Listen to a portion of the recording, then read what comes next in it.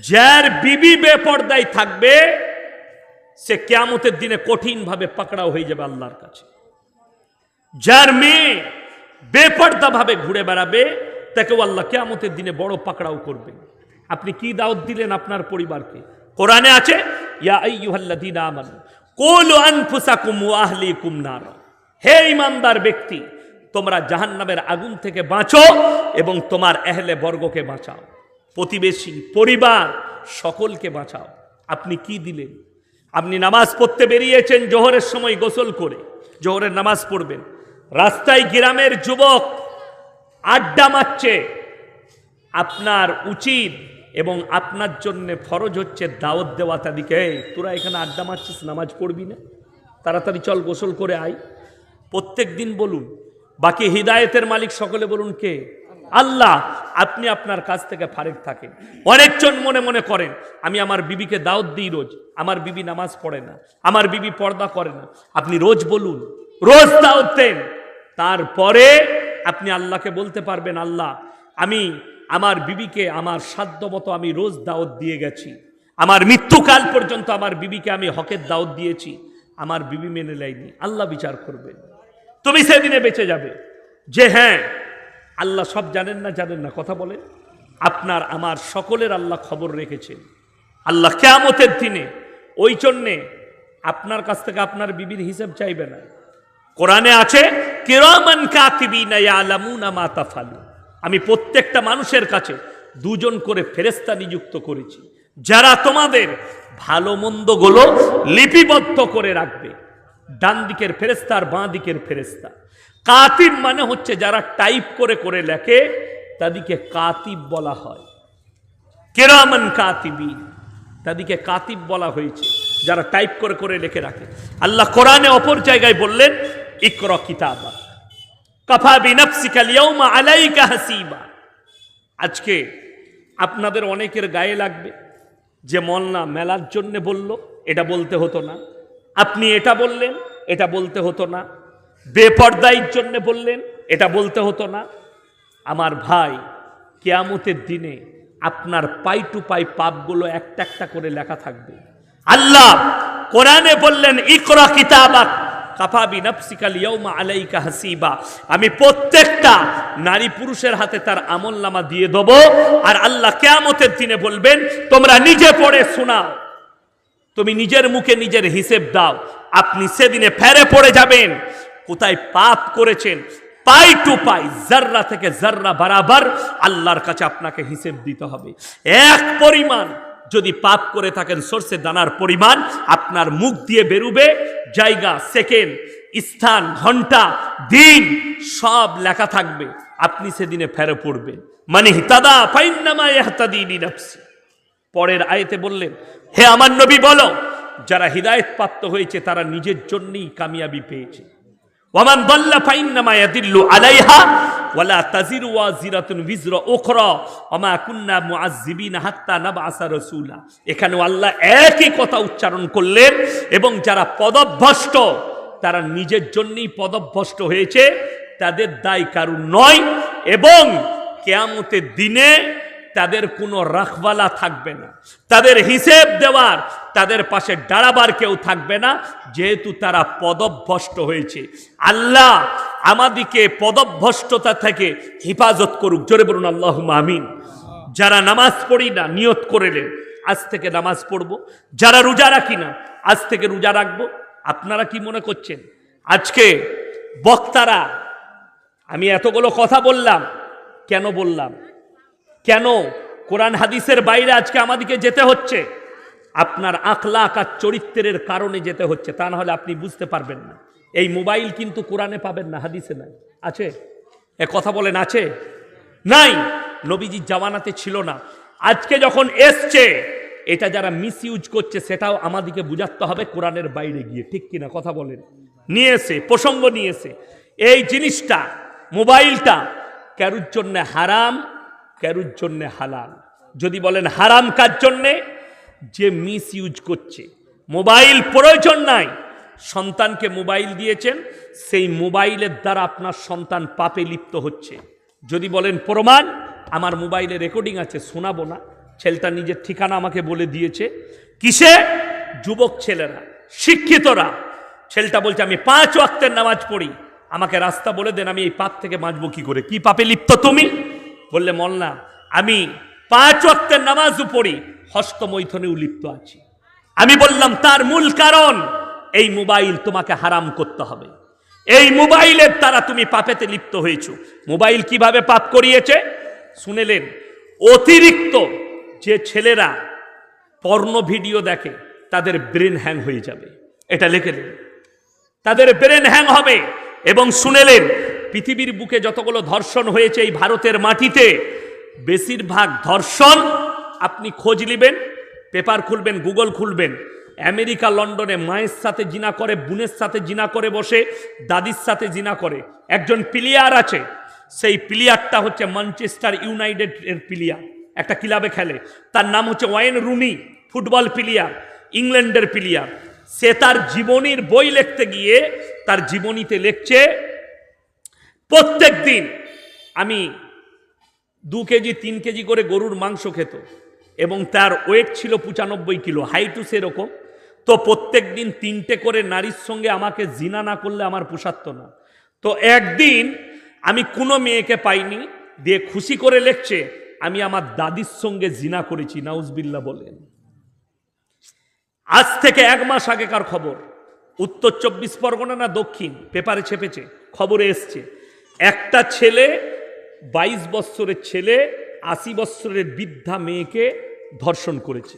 কারণ ছেলেটাকে যখন ধরা হয়েছে তার মোবাইলে অতিরিক্ত পর্ন ভিডিও পাওয়া গেছে। যারা অতিরিক্ত পর্ন দেখবে তাদের ব্রেনের দ্বারা, সেই চোখটার দ্বারা, সে তার বোনকে দেখলে ব্যভিচারের চোখে দেখবে, তার মাকে দেখলে ব্যভিচারের চোখে দেখবে, তার বিটিকে দেখলে ব্যভিচারের চোখে দেখবে। দেখুন আমাদের দেশে একটা 80 বছরের বৃদ্ধাকে ধর্ষণ করলে আমরা অবাক হয়ে যাই, এরকম কাজ করে দিল, ঠিক কিনা কথা বলেন? করে দেয়। আমাদের প্রতিবেশীতে যদি কেউ আপনার পরকীয়ায় ধরা পড়ে তাই আমাদেরকে অবাক লাগে, লাগে না? লাগে না? আমরা আশ্চর্য হয় কি করে একটা মুসলমান ছেলে পরকীয়া করলো, এইরকম কাজ করলো। কিন্তু আমেরিকা, লন্ডন, ব্রিটেন, যেগুলো বেঈমান কাফের ইহুদিদের দেশ, তাদের কাছে মায়ের সঙ্গে জিনা করাটা স্বাভাবিক, বোনের সাথে জিনা করাটা স্বাভাবিক। লন্ডনের একটা কেস ঘটেছিল, একদম আদালতে চলে গেছে, বাপ আর বিটি। শুনেলেন ইসলাম কত সুন্দর, আল্লাহ নবী সাল্লাল্লাহু আলাইহি সাল্লাম আদর্শ দিলেন। তোমাদের মেয়েরা, মায়েরা শুনেলেন, অনেক মেয়ে বলে আমি আমার ছেলেকে খুব ভালোবাসি, বাসে না? বাসে না? বাচ্চা ছেলে হলে ছেলেকে ভালোবাসে মা, স্বাভাবিক।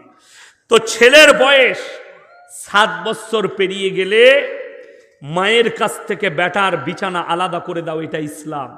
একসাথে আর শোয়া যাবে না, হারাম। দ্বিতীয় নম্বর, কেউ যদি বলেন আমি আমার বিটিকে ভালোবাসি, তোমার বিটির ভালোবাসা জায়েজ আছে, 7 বছর বয়স পেরিয়ে গেলে তোমার বিটির সঙ্গে তোমার বিছানা আলাদা করে দাও। বাপের সঙ্গে বিছানা আলাদা করতে হবে, একসাথে শোয়াটা হারাম। কেন? পার্লামেন্টে আপনার আদালতে দাঁড়িয়ে বাপ আর বিটি বলছে আমরা একে অপরকে বিবাহ করব। আদালতের জজ জিজ্ঞেস করেছে কেন, কি এমন সিচুয়েশন এলো? বলে আমার স্ত্রী মরে যাওয়ার পরে আমার এই 5 বছরের মেয়েকে আমি আমার কাছে মানুষ করেছি শুইয়ে, আমরা একসাথে শুতে শুতে জানি না বাপ বিটি কখন নিজেরাই শারীরিক সম্পর্কে জড়িয়ে পড়েছি। জোরে বলুন নাউজুবিল্লাহ।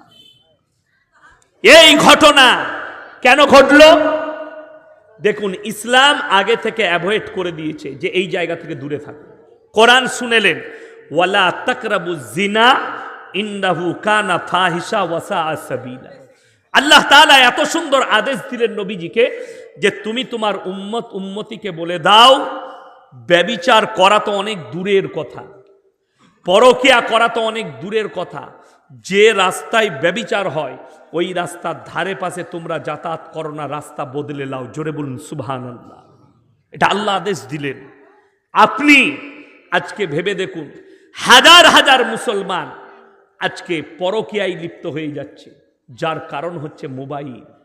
আমি একটা জলসায় বলেছি, একজন দেখলাম কোনো মেয়ে ছেলে কমেন্ট করেছে, যাই হোক জানি না কোথাকার, আমি দোয়া করি আল্লাহ তাকে হিদায়েত দেখ। আমার কথা হয়তো তার বুঝে আসেনি, কিংবা সে এই পাপে লিপ্ত নয়, কিন্তু যে মেয়েরা ফেসবুক চালায়, যে মেয়েরা হোয়াটসঅ্যাপ চালায়, এই মেয়ে যদি তাহাজ্জুদ গুজার হয় তাও কিয়ামতের দিনে পেরোনো দুধদাই হয়ে যাবে।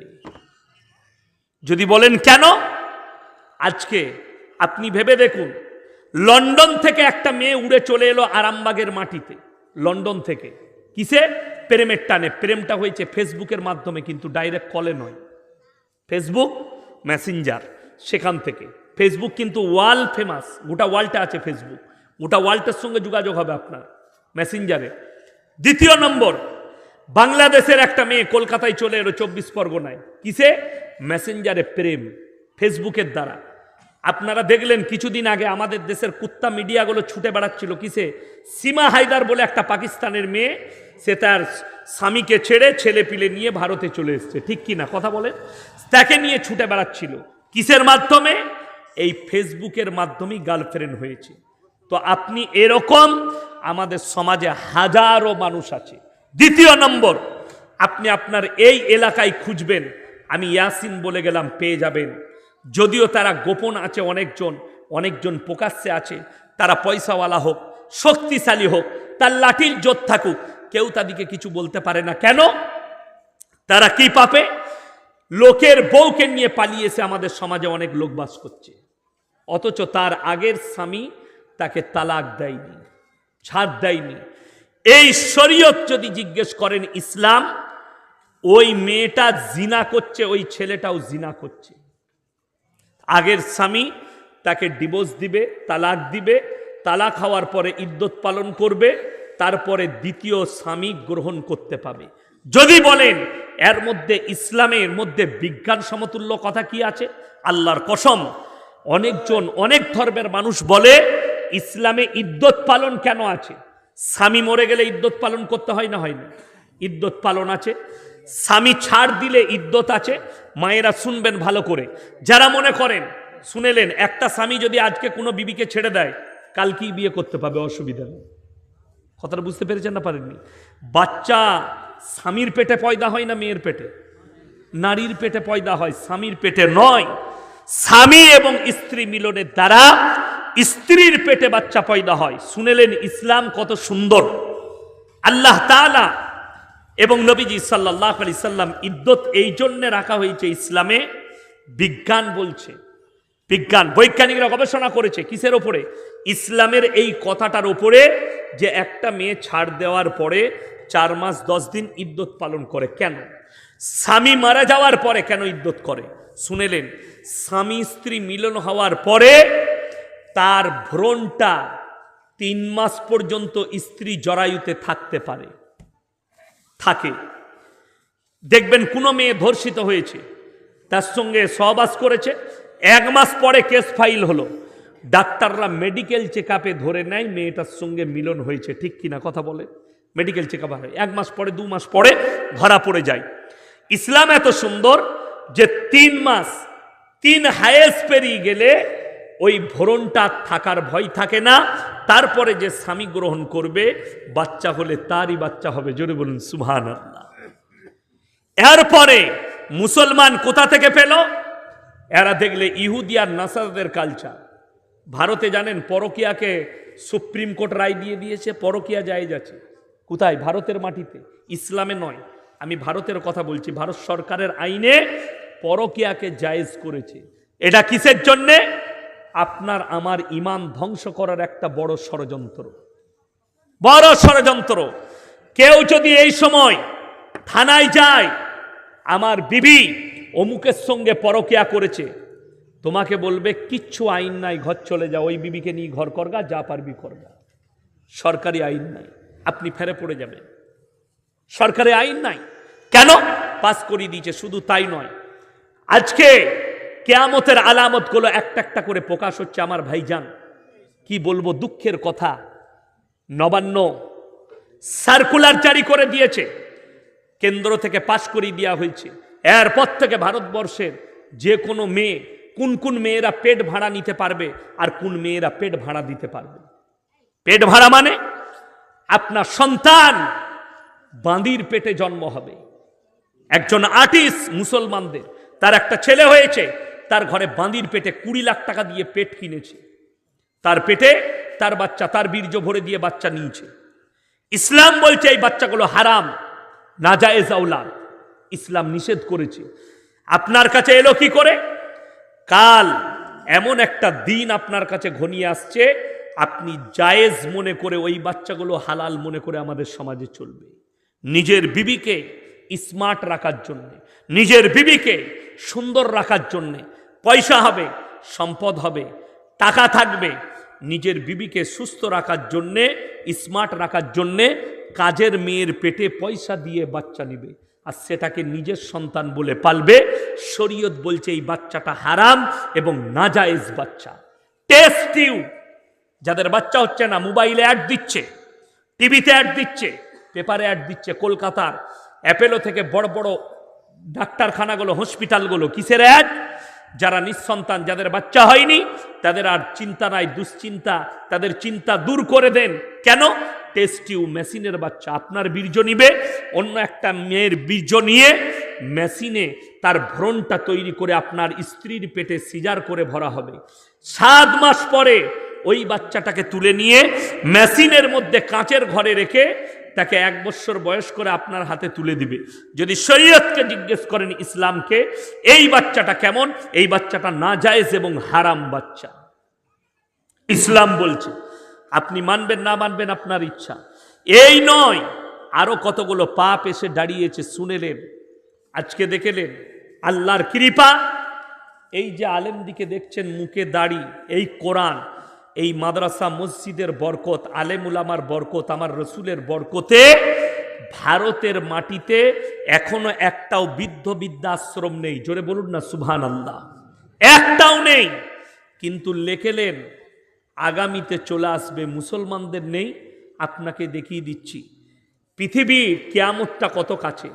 যতগুলো বৃদ্ধ বৃদ্ধাশ্রম আছে আমাদের দেশে, সেইখানে কোনো চাষিবাসীর মা নেই।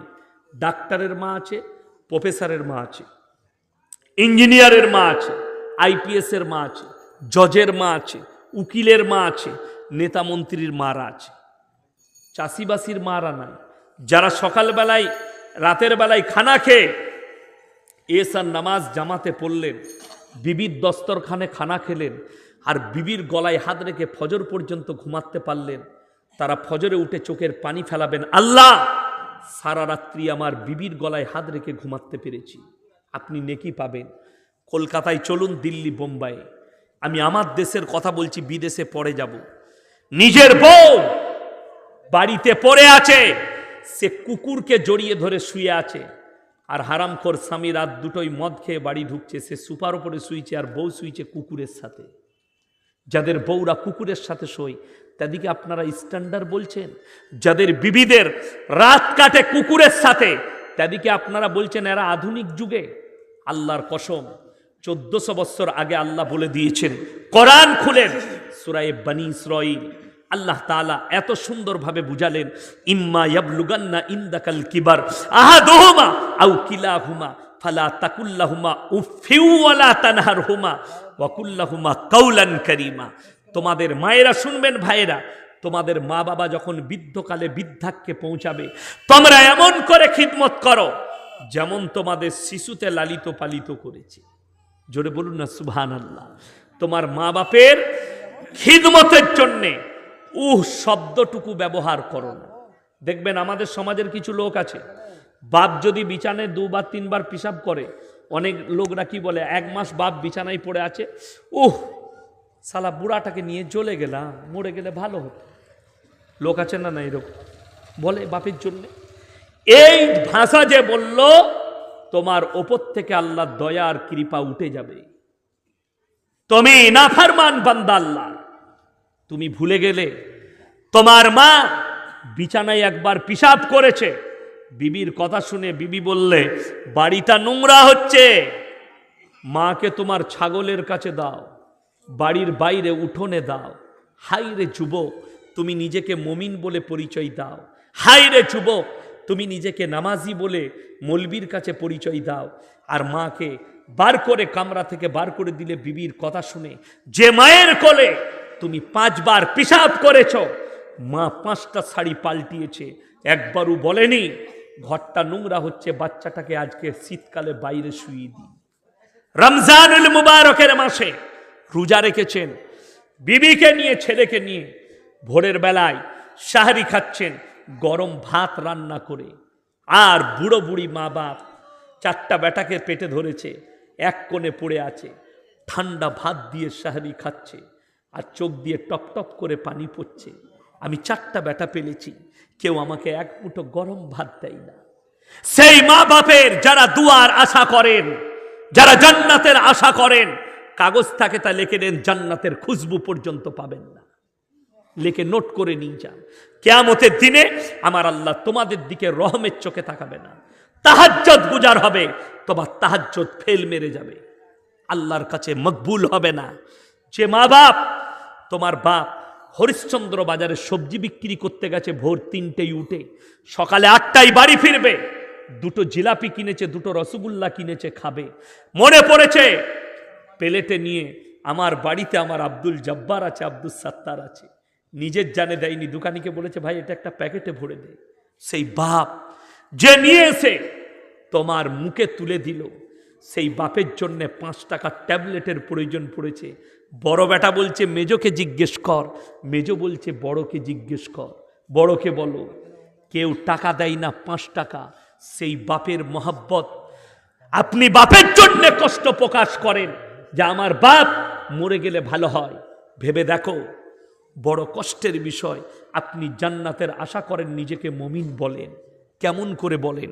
বাবারা শুনে যান, আল্লাহ কিয়ামতের দিনে সবথেকে কঠিন হিসেব যেটা নিবেন সেটা বান্দার হকের নিবে।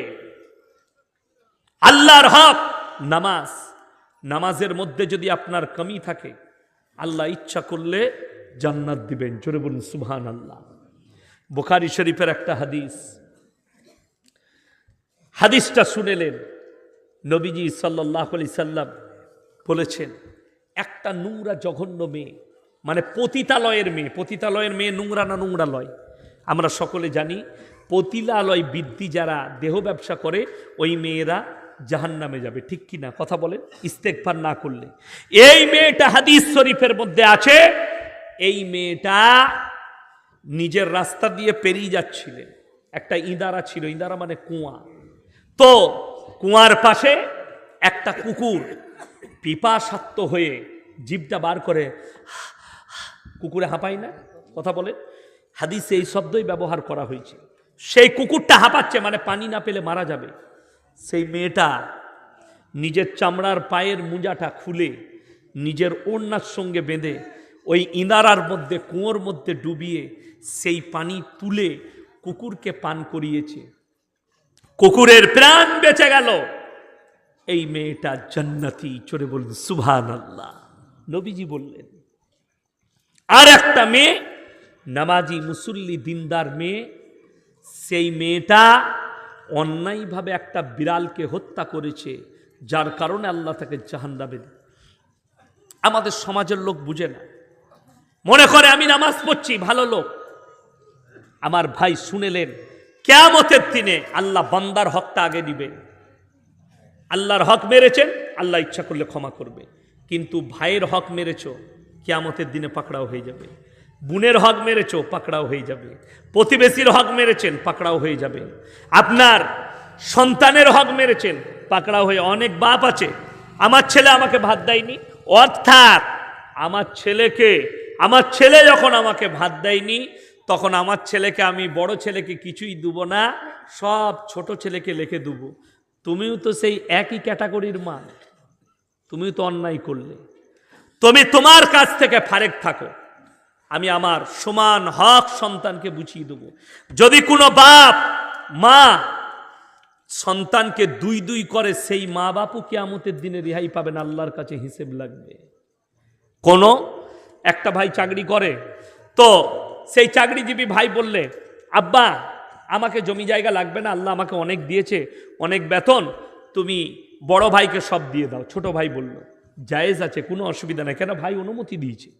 কিন্তু ভাই জানে না, আমাদের দেশের কিছু লোক আছে তাহাজ্জুদের নামাজ পড়ে প্রত্যেক দিন, মাকে ডাক্তার দেখানোর নাম করে হরিশ্চন্দ্রপুরে গিয়ে নিয়ে মায়ের জমিটা নিজের নামে লিখে চলে এসছে, কেউ জানে না। মা যখন মারা গেছে, ভাই বলছে বড় ভাই এসে, ভাই চল জমিটা ভাগ করব। এরপর ভাগ বাটোরা করলে মা তো মরেই গেল, মা নেই। সে তখন বলছে ভাগ বাটোরা কি? বলে কেন? বলে মা তো আমার নামে লিখে দিচ্ছে। কখন লিখলো? বলে লিখে দিয়েছে আমাকে। ও জানেই না তুমি ফার্স্ট কাতারের নামাজি, লুকিয়ে মায়ের কাছ থেকে জমি লিখে নিয়েছো, ঠকিয়ে ভাইকে। কিয়ামতের দিনে পাকড়াও হবে।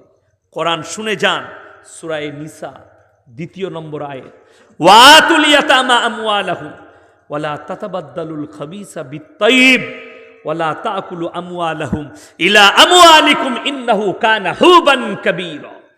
হে নবী বলো, তোমরা এতিমের মালকে ভক্ষণ করো না, এতিমের মালের সঙ্গে তোমার মালকে ওদল বদল করো না।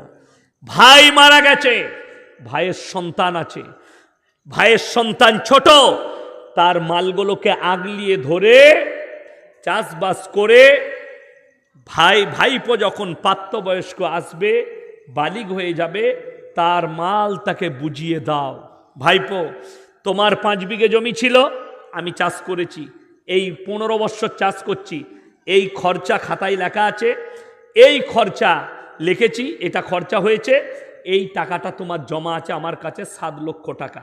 তুমি যেদিনে নিবে সেদিনে আমার কাছে নিয়ে নেবে, আমার কাছে রাখা আছে, তোমাকে তোমার অ্যাকাউন্টে ট্রান্সফার করে দিচ্ছি, তুমি তোমার সম্পত্তি বুঝে নাও। কিংবা তোমার টাকা থেকে 2 কাঠা জায়গা তোমার নামে কিনে দিয়েছি, এই দেখো দলিল, এটা তোমার নামে। আমি বলে যাচ্ছি, নামাজ যদি একটু কমি হয়, আপনি এতিমের মাথায় হাত রাখার কারণে পেরিয়ে যাবেন। জোরে বলুন সুবহানাল্লাহ। কোরআনে আছে, ফি জান্নাতি ইয়াতাসাআলুনা আনিল মুজরিমিনা মা সালাকাকুম ফি সাকার। যারা নামাজ পড়েন না হাত তুলে বলুন 5 ওয়াক্তের নামাজ আজ থেকে পড়বো। জোরে বলুন ইনশাআল্লাহ। আমাদের নামাজ যেন জীবনে কাজা না হয়। আল্লাহ কোরআনে বললেন, জান্নাতীরা যখন জাহান্নামীরা জাহান্নামে প্রবেশ করবে, জান্নাতীরা জান্নাতে যাবে, জান্নাতীরা দাঁড় করিয়ে দিবে, ফি জান্নাতি ইয়াতাসাআলুন আনিল মুজরিমিন মা সালাকাকুম ফি সাকার। তোমরা কেন জাহান্নামে যাচ্ছ? তোমরা তো বলতে আমরা ভদ্রলোক, আমরা ভালো লোক, তোমরা জাহান্নামে যাচ্ছ। তাদের 1 নম্বর উত্তর হয়ে দাঁড়াবে, ক্বালু লাম নাকু মিনাল মুসাল্লিন, আমরা মুসল্লিদের মধ্যে, নামাজীদের মধ্যে ছিলাম না। ওয়ালাম নাকু নুতিমুল মিসকিন, এবং আমরা মিসকিনকে খানা খাওয়াইতাম না, তাই আল্লাহ আমাদিকে জাহান্নামে পাঠিয়েছে। ওয়া কুন্না নাকউদু মাআল খাইদিন, এটা মারাত্মক আয়াত, মারাত্মক চ্যাপ্টার। এটা কি? দাড়ি টুপি নামাজি মুসল্লিদিকে দেখে হাসি ঠাট্টা বিদ্রুপ করতো, তাদের সায়ে সাই দিতাম, তাই আল্লাহ আমাদিকে জাহান্নামে পাঠিয়েছে। দেখবেন আমাদের বাপের বয়সী লোক, অনেক লোক আমাদিকে চাচা বলে, বলে না? বলে না কেন? মৌলবি বলে ইনসুলেট করে। আমাদের দেশের কিছু হিন্দু ভাই আছে, অমুসলিম ভাই আছে, তারা আমাদিকে কি বলে? এরা হচ্ছে ও চাচা, চাচা বলে। তখন টোলগুলোতে হাতে হাতে পয়সা দেওয়া হতো। তো আমাদের বর্ধমানে আছে পালসির টোল, মেমারির কাছে, হাই রোডের ওপরে, দিল্লি রোডে। তো আমি জলসাই যাচ্ছি, 500 টাকার লোড দিলাম, তখন সে বড় নোটগুলো ছিল। তো আমার বাপের বয়সী লোক আমাকে বলছে, চাচা খুচরো দাও। তাকে আমি উত্তর দিলাম, তোর মা ভালো আছে? বলবি বাপের সাথে দেখা হলো। সে তখন আঁচ করেছে। তো তাদের একজন অফিসার এসে বললে, ভাই क्या हुआ? আমি বললাম, ये हमको चाचा कह रहा है, इनके बेटे के उम्र का हूँ मैं। तो बोले क्षमा कर दीजिए। আমি বললাম, तुम्हारे साधु बाबा को क्या कहते हो? बोले साधु बाबा। हम क्यों कहते हो? चाचा कह दो। तुम्हारा पंडित को चाचा कहो, बड़े बड़े दाढ़ी रखते हैं, मूछे रखते हैं, उसको चाचा क्यों नहीं कहते? ইনসেলেট এটা। রবীন্দ্রনাথ ঠাকুর, কবিগুরু রবীন্দ্রনাথ ঠাকুর, বিশ্বকবি, তিনিও আপনার বিরুদ্ধে একটা ইঞ্জেকশন দিয়ে গেছে। ইঞ্জেকশনটা শুনবেন, আপনি অবাক হয়ে যাবেন। এতদিন তো শুনিনি, পড়েছেন, বেরেনে ধরেনি। আমরা মৌলবীরা গবেষণা করে পেয়েছি। আব্দুল মাজির গল্প কে কে পড়েছেন? কাল্লাকা কথা বলে না? আব্দুল মাজির গল্প পড়েন নাই বইয়ে? হ্যাঁ হ্যাঁ করছেন। আমি কবে পড়েছি এখনো ভুলিনি। কেন ভুলিনি? ব্রেনে আঘাত লাগার কারণে ভুলিনি। আঘাতটা কি? আব্দুল মাজি, আব্দুল মানে হচ্ছে আল্লাহর বান্দা, মুসলমান, ছুঁচলো তার দাড়ি, গোঁত তার কামানো। একমাত্র নবীজি পৃথিবীর বুকে এমন একজন স্কলার এমন একজন ব্যক্তি যিনি বলেছেন ইসলামের জন্য মোচ ছোট দাড়ি বড়। জোরে বলুন না সুবহানাল্লাহ। কেন? কেউ যদি মোচ বড় বড় রাখে আর পানিতে ডুবে, সেই পানি পান করাটা হারাম ইসলামী শরীয়তে। মোচটা যদি ডুবে, বিজ্ঞান বলছে সেখান থেকে পয়জন গিয়ে পেটে গেলে আপনার পেটের ক্ষতি হতে পারে। ইসলাম এত সুন্দর, খোঁচা মেরেছেন। আব্দুল মাজি ছুঁচল তার দাড়ি, গোত্তার কামানো, মাথা তার নাড়া। এই ভাষাটা কত বড় রং ভাষা বলেছেন আপনি অনুভব করবেন। রাতের বেলায় গিয়ে শুয়ে আমি ইয়াসিন বলে গেলাম। আব্দুল মানে আল্লাহর বান্দা, ছুঁচল। শুধু তাই নয়, ঈশ্বরচন্দ্র বিদ্যাসাগরের বই, বর্ণ পরিচয় বই বাড়িতে বাড়িতে আছে না নাই? আছে, বাচ্চা ছেলেদের কাছে। খুলে গিয়ে পড়বেন, যে সকালে আমাকে ফোন করবেন। সেখানে লেখা আছে সুবোধ ভালো ছেলে, পড়ালেখা করে, রহিম গরু চড়ায়। এটা পড়বেন, লেখা আছে সুবোধ ভালো ছেলে, পড়ালেখা করে, রহিম গরু চড়ায়, মুসলমান বাগাল, এরা শিক্ষিত। এটাও বিদ্যাসাগর লিখেছেন। আমি কেউ কি খুঁচা মারছি না। আর আমি বলে যাচ্ছি সকলের জন্যে দোয়া, সকলের জন্যে সংবেদনা, সকলের জন্যে ভালোবাসা। ইসলাম কেউ কি কখনো ইঙ্গিত দেয়নি। ইসলাম যা বলেছে ডাইরেক্ট, ইসলাম যা দিয়েছে আদর্শ দিয়েছে, আল্লাহর কসম। ওই জন্যে মুসলমান আপনাকে বলছি, কোরআন হাদিস নবীজির সুন্নাহ থেকে কেউ সরবেন না। জোরে বলুন ইনশাআল্লাহ। নবীজির আদর্শ থেকে যেদিনে সরে যাবেন, আজকে আপনারা বলুন কে কে জানেন না? আচ্ছা, দাড়ি রাখা সুন্নত না সুন্নত নয়? কথা বলেন। সুন্নত তো। এখানে 100 জনের মধ্যে 80 জন বেদাড়িওয়ালা আছে, ঠিক বললাম না ভুল বললাম? তাইলে আপনি বলুন আপনি কার অনুসারী? আপনি ভেবে দেখুন, আমি নাম করব না। আপনি কার অনুসারী আপনি ভেবে দেখুন। কালকে আমাকে প্রশ্ন দিয়েছিল হাওড়ায়, কি বিড়ি খাওয়া কি তামাকু খাওয়া কি? আমাদের সমাজের লোক বিড়ি খায় না খায় না? কথা বলে খায়। আপনি আমাকে বলুন। আমি তাদেরকে বললাম, আমাকে একজন লিখেছে আমাদের হুজুর বলেছে মকরু। আমি বললাম তোমাদের হুজুর কেন খায় না?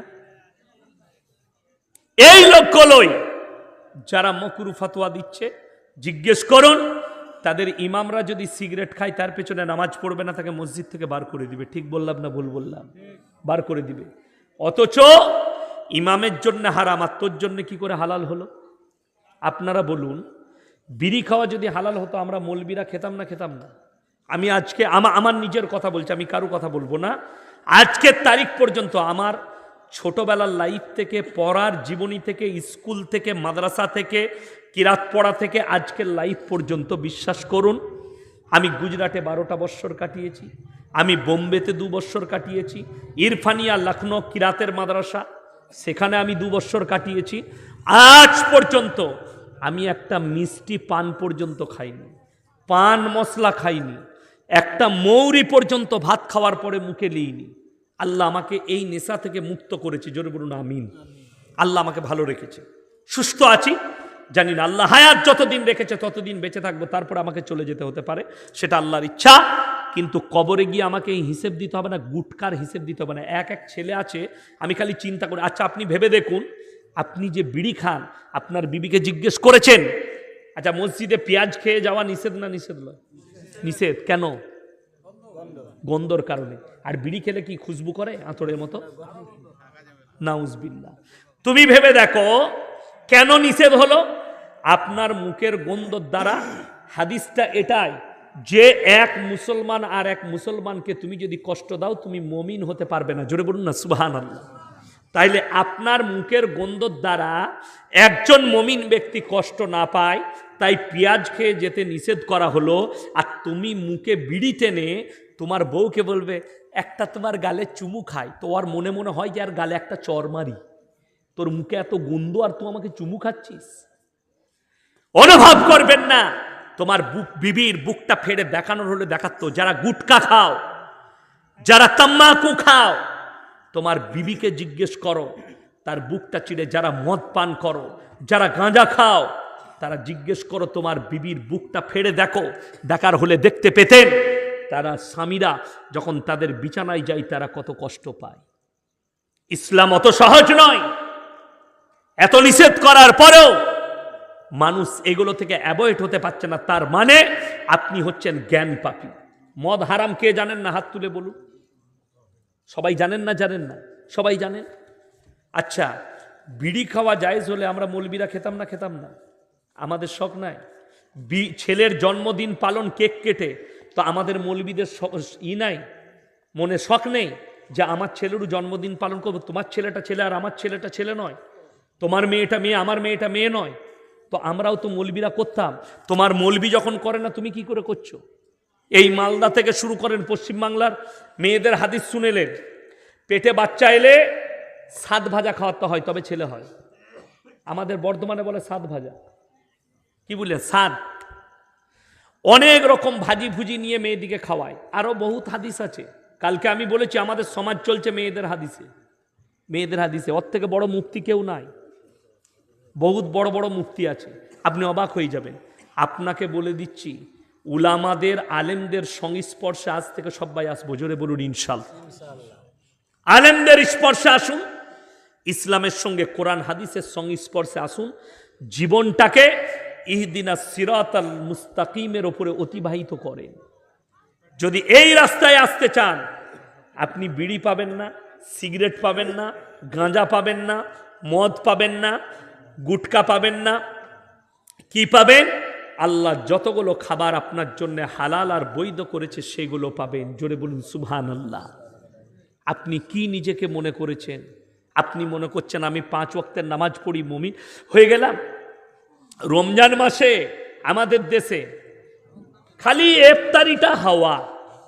ইফতারি হয়ে গেল, মাগরিবের নামাজটা পড়ি, মসজিদের বাইরে মনে হচ্ছে রাইস মিল চলছে,